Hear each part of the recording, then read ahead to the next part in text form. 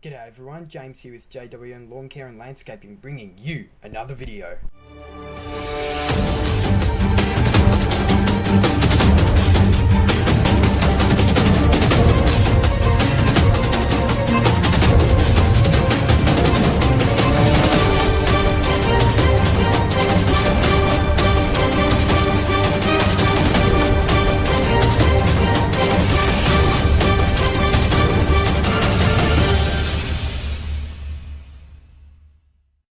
G'day YouTube, hey, we're at JWN Mower headquarters, also known as our courtyard, also known as storage place for random shit in the house which we don't need inside, also known as little offshoot area place with a little fire chimney thing that's now been overtaken by creepers because I told Dad to pull it out and he didn't, and a money tree, yay.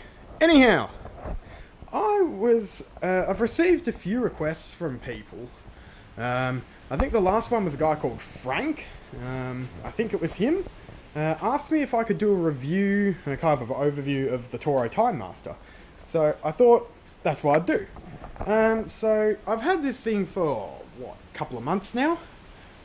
Put a few hours on it. Well, I've probably only had maybe somewhere between 5 and 15 hours. It'd have to be more than 5, surely. Probably somewhere like 10 to 15 hours on it by now. So it's not brand new anymore. It hasn't seen a lot of use, but I do have a kind of basic idea of some of the ups and downs of this machine. So obviously this is the new version with the 223cc Briggs & Stratton engine. I do like that. That's the main reason I went with one of these over the Turfmaster, because the Turfmaster here in Australia is still only sold with the 179cc Kawasaki. They don't have the 200cc Kohler models in stock here yet, which is pretty annoying. Like, if they did have the Kohler version in, I'd absolutely buy it. 179cc just isn't enough for one of these, and that seems to be kind of a common theme that a lot of people have said who do have the Turfy here. I know this isn't a commercial machine, it's not designed for that. I did have a guy on Instagram, Facebook, a couple of weeks back. I put up a couple of photos of a little nature strip we did with this, and he, comments away, oh, Toro residential stuff, buy yourself some real commercial machines or something like that. And I'm like, piss off, mate, like, seriously, this isn't intended as a commercial machine, I know that. I didn't buy it hoping that it would be a commercial machine. My Honda HRU216 was broken, still is broken. Haven't had time to fix the gearbox on that. I just needed a mower. So I thought, this is cheaper than the Honda, this is more powerful than a Honda, faster than a Honda, bigger than a Honda, better at mulching than a Honda, friggin' all round, it's got a lot of benefits, apart from being not as commercially built. So I thought I'd get one. And a lot of commercial guys, honestly, use these machines without issue. Most of the parts on them that are likely to fail the most, like the belts, the pulleys, everything else, are actually exactly the same on both machines. Unless you get like the upgraded, you can get like a heavy duty pulley kit. But I did ask my dealer about that, and he said they really only put that on once these ones are broken. It's not really worth replacing it. But anyhow, so yeah, obviously I've got this cover off, just because, it makes it easier to clean. The same thing on all my mowers, that one, the John Deere, everything else. So you can see you've got the timing belt here, you can adjust it in there, then you've got your PTO, your clutch, and its belt in there, and then that leads into the engine and blah blah blah. I don't even know how it bloody works, mate. I just use the machine. It's got good power. There is a few modifications on this, you'll see. So easy reach starter, throttle, so on. Those were fitted by my mower shop. That does not come standard with the machine. I think a throttle should be standard on these. I think it's stupid to have the machine just running full blast all the time, because number one, it's really bad to be starting and stopping your engine at full revs all the time, and number two, it's just not necessary. Like, I much prefer being able to idle this down whilst I'm, stopping, talking to customers, emptying the catcher or whatever. It saves me having to stop the engine and keep restarting it, or just have it running at full revs, drinking up fuel the whole way through. So it was a bit of a task to put that throttle on. My dealer actually had to make a whole new governor assembly. I think he used a Honda one, he said. He had to modify it a bit so that he could put it on there. But in doing that, it did increase the revs quite markedly. As in, very markedly. It's daytime, I can start it up. I'll just do a brief demonstration of what I mean by increasing the revs, right? So, nice and easy to start. So you can hear, it idles down pretty well, right? And you can actually, if you get it lower than that, it's prone to dying. So you can have your revs nice and low. It's pretty quiet like that. And then you can, you know, push the throttle up a bit.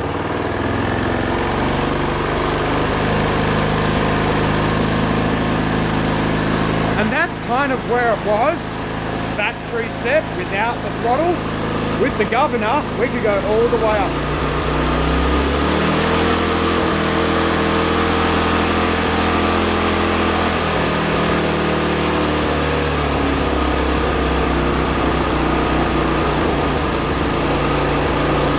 So you can imagine, that's not good.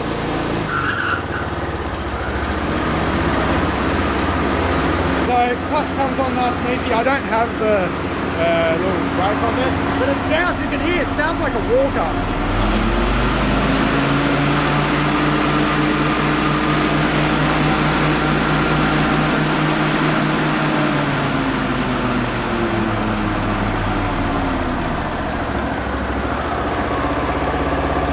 You do have to pull the throttle back a bit slower,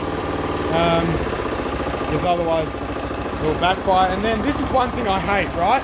This is probably my biggest dislike on this machine. I've always said I want auto return stop switches, but I want auto return stop switches that actually turn off the machine when you press it.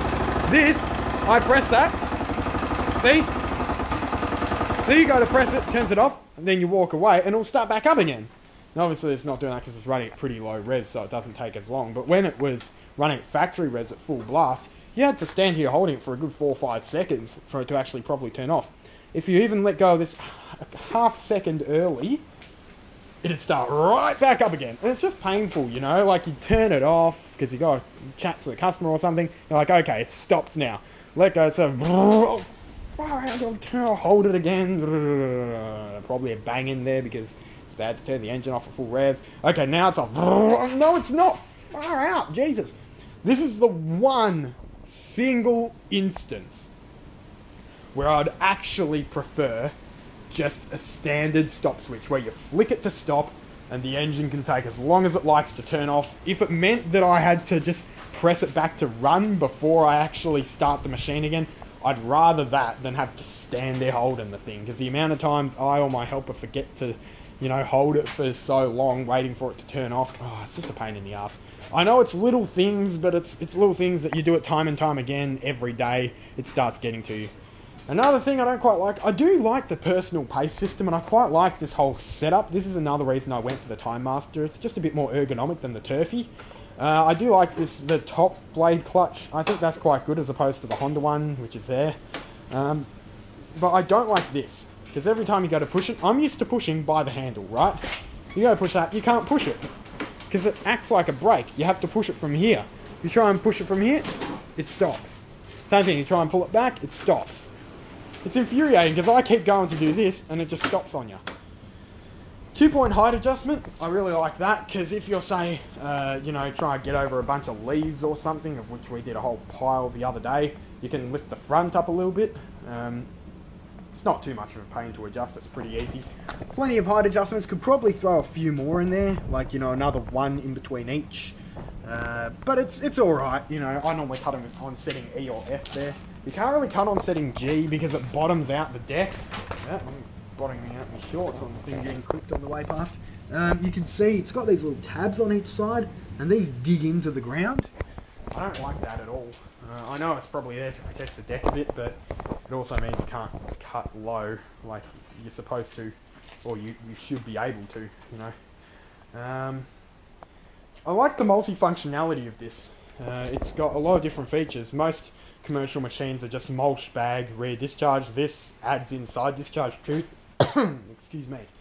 And there you get a chute. I actually find it works better with the chute because I think it's got a little tab on the back that changes how it all works under there. And so it discharges better. I found when I just had that chute open, it plugged up a lot. But it's quite good having that. It's really handy. The one thing I do like, although it drinks gas like there's no tomorrow when you have that at full revs, I'm talking like a full tank in half a lawn kind of drinking, which is crazy. It does need a bigger fuel tank. That's one of the main dislikes I have on this. But for the amount of times we normally use it, it's not usually a problem because I rarely run it at full revs unless we're doing really long stuff. But I gotta say, at full blast with the discharge chute on, it does throw grass a long way.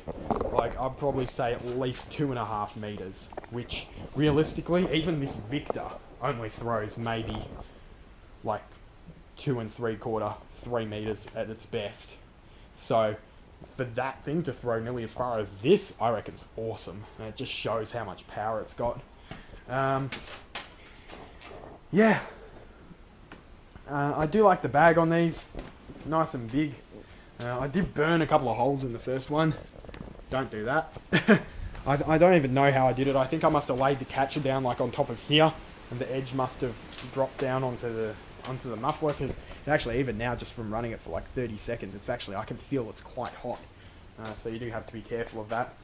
I like the foldable handles here, but this is the biggest pro, I reckon, for this machine, right? You've got a couple of different, you know, heights you can have the handle at, but you can also fold it up, so it makes it so much easier to store in a trailer. And then, obviously, you just got your bag. It's going to be hard to take off with a thing like that, but easy. You can see how well it cuts too. Like, look at that. That's like dust. Right? That's with those mulching blades that it's got. Chute, nice and wide. Mulch plug, easy done. I normally put the height up to do this, which I'll do now. So, this is one of my favourite features of this machine. Right? Whip her up. And bazinga. You have full access to your blades.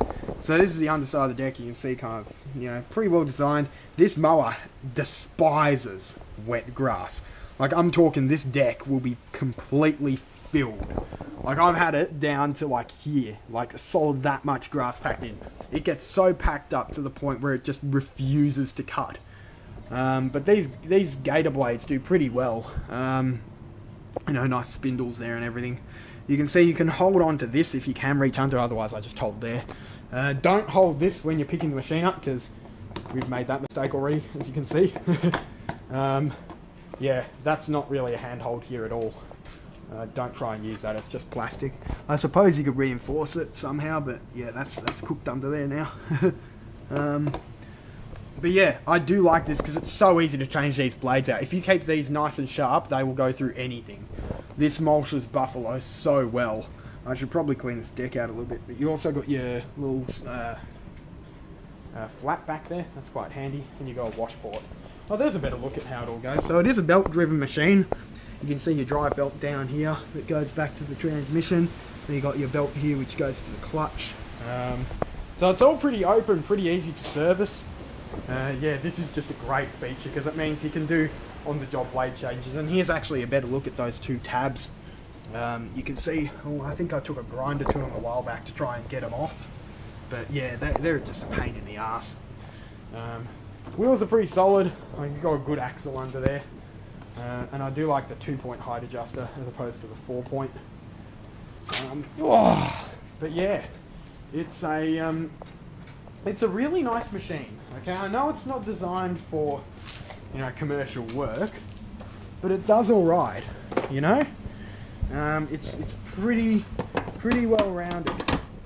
So I really enjoy using this machine, but I realistically couldn't go any bigger. Like, I was looking at originally looking at a 36-inch stand-on for some of our jobs, but then I realised when I got this, like this only just fits into some places. Like, I'm talking, because the deck sticks out, sometimes we have to kind of take it in on an angle, so we'll have to kind of do that sort of thing just to get it past, so you get one side past the gateway or whatever, and then you take the other side past. It's that narrow. And you can see it's height adjust, nice and easy. Back onto E.